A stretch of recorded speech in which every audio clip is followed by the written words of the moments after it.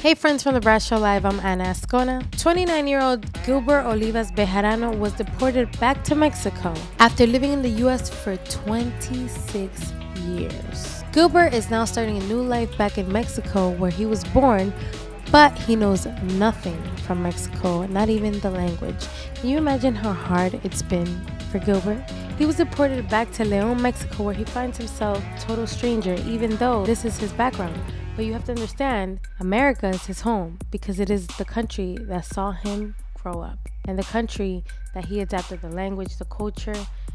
All he knows is the United States. He knows nothing about Mexico. Gilbert left Mexico at the age of 2 with his parents, where they then resided in Oklahoma, where him and his US-born siblings were raised. During his youth, he didn't understand much about his legal status up until he noticed that he couldn't do things like getting a driver's license like the rest of his classmates back in school were doing. Can you imagine how hopeless and left behind Gilbert must have felt?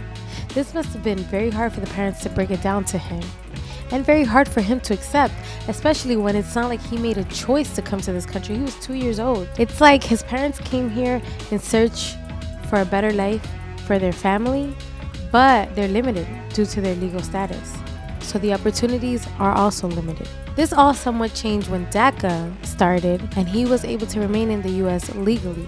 What led to his deportation was driving under the influence of alcohol in 2014 and 2016. Drunk driving is a no-no, but keep in mind that this misdemeanor was not prioritized as a deportable offense during this time that he got caught. This all changed in 2017 when Donald Trump signed an executive order allowing ICE officials to take in any undocumented immigrant who has any type of criminal offense.